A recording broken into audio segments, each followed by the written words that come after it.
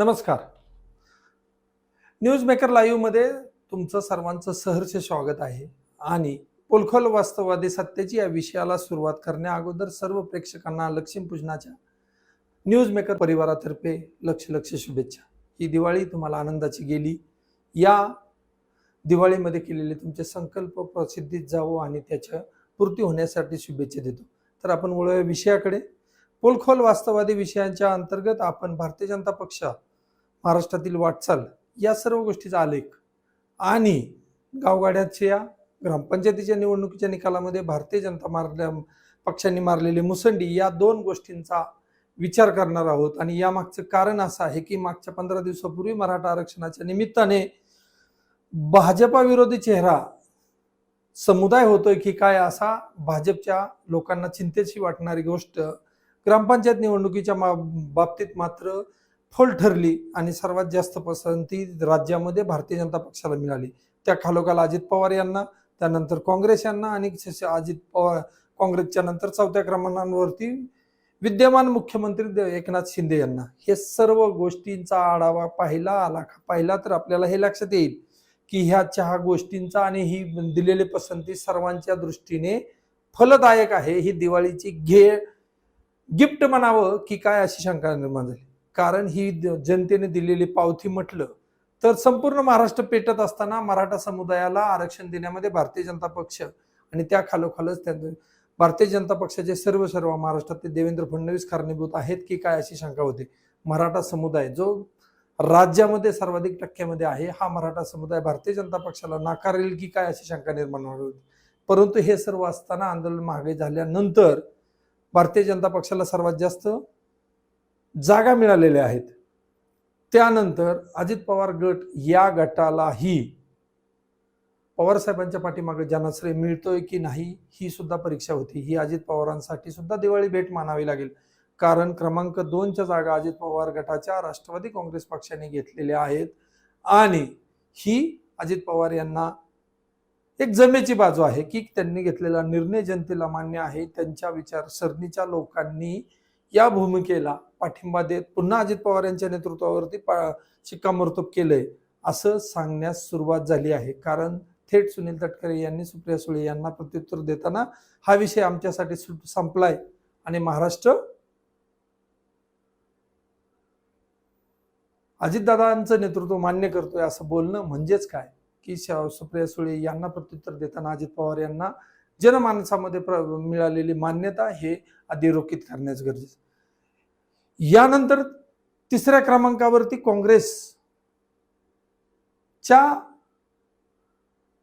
सरपंच आणि ग्रामपंचायतीची संख्या आहे. म्हणजेच काय तर काँग्रेसने आपला एक हाती आणि एक मुखी मोर्चा कायम ठेवत आपलं अस्तित्व धीरे धीरे वाढवण्याचं काम केलेलं आहे. कारण काँग्रेसला याची जाण आहे की ज्यावेळेस निवडणुका जाहीर होतील त्यावेळेस थेट लढत आणि काँग्रेस विचार आणि भाजपा विचार या दोन विचारांच्या दरम्यानच समोरासमोर होणार आहे. त्यामुळे आपली रेष वाढवण्याचं काम काँग्रेस करते आणि त्यामध्ये यश मिळालं. या सर्व गदारोळामध्ये काँग्रेस कुठेही न पडता त्यांनी ग्रामपंचायत निवडणुकांवरती लक्ष केंद्रित केलं. मराठा आरक्षण असो किंवा अन्य तत्सम ललित पाटील असेल किंवा अन्य गुन्हेगारी प्रवृत्तीच्या ज्या घटना घडामोडी घडल्या त्यामध्ये काँग्रेसने आपल्याला बाजूला सारत काँग्रेस फक्त निवडणुकीवरती लक्ष केंद्रित राहिली आणि त्याचं यश म्हणजे 3 नंबरला त्यांना जागा मिळाली.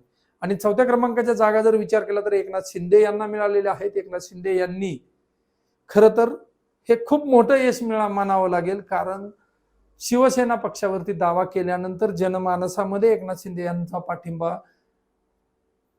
ऱ्हास होत आहे अशी शंका निर्माण झाल्यामुळे या सर्व गोष्टीचा विचार केला तर एकनाथ शिंदे यांच्या दृष्टीने ही खूप मोठी आशादायी गोष्ट आहे की क्रमांक 4 वरती म्हणजेच अजित पवार गट जरी ग्रामीण भागाचा लवलेश असला तरी एकनाथ शिंदे या शहरी भागाचा लवलेश असलेल्या पक्षालाही क्रमांक 4 वरची पसंती मिळणं ही एकनाथ शिंदे दृष्टीने महत्वाची गोष्ट आहे. आणि त्याला जमेची बाजू म्हणजे मराठा आरक्षण हाताळण्यामध्ये एकनाथ शिंदे यांनी दाखवलेली चलाखी आणि आश्वासक चेहरा म्हणून एकनाथ शिंदे यांचा जनमानसामध्ये वाढती प्रतिष्ठा ही लक्षात घेतली पाहिजे. कारण एकनाथ शिंदेच्या खालचे जर 2 नंबर पाहिले तर ते शरद पवार गट आणि दुसरा म्हणजे उद्धव ठाकरे यांचा आहे. म्हणजेच काय की सत्ता संघर्षाच्या क्रमवारीमध्ये जसे सध्या वर्ल्ड कपचं वारं चालू आहे, गुणतालिका जशी खालीवर होते आणि काउंट केली जाते, वरच्या 4 क्रमांकांना जास्त पसंती दिली जाते आणि त्यांना संधी दिली जाते. याचा विचार केला तर एकनाथ शिंदे यांचं 4 नंबरला येणं आणि त्यांच्या खालोखाल शरद पवार आणि त्याही खालोखाली उद्धव ठाकरे यांना पसंती मिळणं ही एकनाथ शिंदे यांच्या दृष्टीने जमेची बाजू मानावी लागेल. म्हणूनच या पोलखोल वास्तववादी सत्तेची या विषयाअंतर्गत आपण या सर्व गोष्टींचा आढावा घेताना हे पाहणं गरजेचं आहे. या सर्व गोष्टींचा विचार करताना भारतीय जनता पक्षाच्या पदरी काय पडलंय आणि हे संकेत भारतीय जनता पक्षासाठी कसे आहेत हेही पाहणं गरजेचं आहे. राज्यामध्ये मराठा आरक्षणाच्या नावाने 2 वेळा आंदोलन आणि उपोषण झाले आणि दुसऱ्या टप्प्यामध्ये आंदोलन हिंसक गेलं.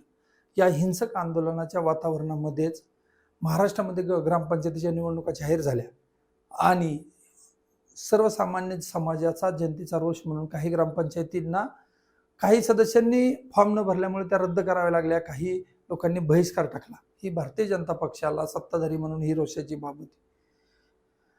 मिशन 45 या अंतर्गत भारतीय जनता पक्षाने महाराष्ट्रावरती लक्ष केंद्रित केलेले असताना जनमानसामध्ये मराठा समुदाय आणि मराठा समुदायाचा ओबीसी मध्ये समावेश करून ओबीसी समुदायाचाही दुहेरी रोष घेतलेला भारतीय जनता पक्षाला ग्रामपंचायत निवडणुकीमध्ये खरंच यश मिळेल की काय अशी शंका होती, कुणकुण होती आणि त्यांना त्याची धास्तावलेले चेहरे दिसत होते. परंतु जसे जसे निवडणुकीचे निकाल यायला लागले आणि भारतीय जनता पक्ष सर्वात वरच्या क्रमांकावर आला त्यावेळेस भारतीय जनता पक्षाचा आत्मविश्वास वाढला आणि महाराष्ट्रातील जनतेला भारतीय जनता पक्षाने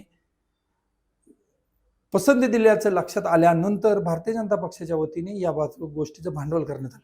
मिशन 45 या सर्व अंतर्गत हा शुभ संकेत आहे, कारण गाड्याचं राजकारण हे जसं स्थानिक पातळीवरती केलं जातं तसंच तत्व आणि विचारांशी केलं जातं आणि महाराष्ट्रातील लोकसभेची निवडणूक ही हिंदुत्ववाद, धोरणं आणि व्यक्तिमत्व या सर्व गोष्टींना पाहून केली जाणार. म्हणजेच नरेंद्र मोदी यांच्या दृष्टीने जनमानसामध्ये दिलासा आहे याचे शुभ संकेत भारतीय जनता पक्षाला मिळाले आणि त्यामुळेच भारतीय जनता पक्षासाठी दिवाळीच्या निमित्ताने हे खरी गिफ्ट समजावं लागेल, कारण भारतीय जनता पक्ष ग्रामपंचायत निवडणुकीमध्ये पहिल्या स्थानी आहे.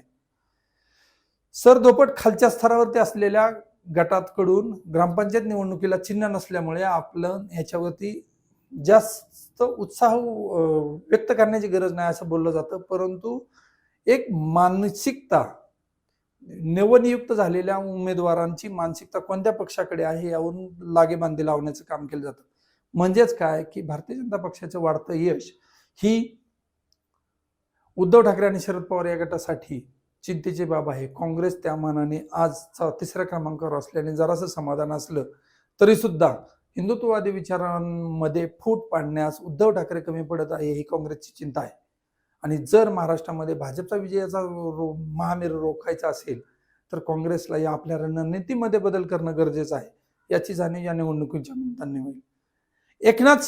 मुख्यमंत्री एकनाथ शिंदे यांच्या दृष्टीने ग्रामपंचायत निवडणुकीच्या बाबतीत जर काही जमेची बाब घडले असेल तर जनमानसातील नेतृत्व या पहिल्या पायरीवरती एकनाथ शिंदे यांनी मराठा आरक्षण तंतोतंत थोडंसं हिंसक झालं तरी अत्यंत उद्रेक न होता या आंदोलनाला समारोपाला नेलं आश्वासक चेहरा म्हणून एकनाथ शिंदे समोर आले आणि त्याची फलित म्हणून एकनाथ शिंदे यांची ग्रामपंचायत निवडणुकीवरती विजयाची मोहर 4थ्या क्रमांकावरती जाणं ही एकनाथ शिंदे यांच्या दृष्टीने महत्वाची बाब. यानंतर अजित पवार या गटाचा जर विचार केला तर दस्तूरखुद्द शरद पवार आणि यांच्या विरोधात गेल्यामुळे जनता अजित पवार यांना नाकारणार अशी चर्चा सुरू होती आणि विरोधक यावरती वारंवार बोलत होते की शरद पवार यांच्या व्यतिरिक्त अजित पवार यांचं महत्व काय आणि त्यांना जनतेमध्ये काय किंमत दिली जाईल. तर गावगाड्यामध्ये आजही अजित पवार यांच्यासाठी दिलासादायक वातावरण म्हणजे क्रमांक 2ची मतं अजित पवार यांना मिळणं ही अजित पवारांच्या दृष्टीने महत्वाची आणि आनंदाची बाब आहे. अजित पवार गटाकडून वेगवेगळ्या स्थानिक आमदारांकडे जबाबदारी देण्यात आल्या होत्या आणि जास्तीत जास्त ग्रामपंचायती ताब्यात ठेवण्यासाठी स्थानिक आमदारांना दिलेले सल्ले आणि आदेश याचं फलित म्हणजे अजित पवार गट 2 क्रमांकावरती आलेला आहे. म्हणजेच काय तर काँग्रेस पक्षाच्या विजयापेक्षा हे अजित पवार गटांचं विजयाचं महत्व आहे आणि याच तत्वावरती अजित पवार गटाकडून शिंदे आणि फडणवीस यांच्या बरोबर जाण्याचा निर्णय आमच्या विचाराच्या मतदारांना पटलेल्याचा डंका वाजून वाजून सांगितलं जाईल. म्हणजेच काय तर दिवाळीच्या मुहूर्तावरती प्रत्येकाच्या दृष्टीने आनंदाची बातमी ग्रामपंचायत निवडणुकीने दिली. चिंतेची बाब असेल तर ती शरद पवार आणि उद्धव ठाकरे गट यांच्यासाठी, कारण त्यांच्या दृष्टीने हा जिकरीचा काळ आहे, लढतीचा काळ आहे आणि संयमाचाही काळ आहे. का तर या तिहेरी भूमिकेचा जर विचार केला तर पक्षांची लढाई, चिन्ह आणि नावाची, त्यानंतर समर्थक आमदारांनी पाठ फिरवणं आणि पक्षबांधणी, या 3 गोष्टींसाठी उद्धव ठाकरे आणि शरद पवार यांना प्रचंड कसरत करावी लागेल याबाबत शंकाच नाही. तसे नियोजनही त्या पक्षाकडून केलं जाऊ शकतं, कारण प्रचंड जनसमुदायाचा रेटा या दोन्ही पक्षाकडे आहे. आगामी काळात ग्रामपंचायतीच्या निवडणुकीचे कल तसेच राहतात का बदलले जातील याकडे पाहणं गरजेचं आहे. तुर्तास महाराष्ट्रामध्ये सध्या तरी लोकसभेच्याच निवडणुका होतील अशी चर्चा सर्वत्र सुरू झाली आहे आणि लोकसभेला सामोरं जाताना उद्धव ठाकरे आणि शरद पवार यांनी खरंच घेर बदलण्याची गरज आहे आणि दारोदार महाराष्ट्राचे दौरे वाढवत आपला जनसमुदाय वाढवण्याची गरज आहे. सध्या भारतीय जनता पक्षाच्या वतीने सत्तेचा फायदा घेत सर्वसामान्य माणसाला प्रलोभने, आमिषे आणि आश्वासनं देण्यावरती भर असला तर त्यामधलं तथ्य शोधून काढून आरोप केलेल्या तथ्यावरची शहनिशा आणि चिरफाड करण्याचं काम विरोधकांचं असतं. परंतु सध्या विरोधक फक्त पक्ष, चिन्ह आणि ध्येय धोरणे यामध्ये गुंतलेला आहे.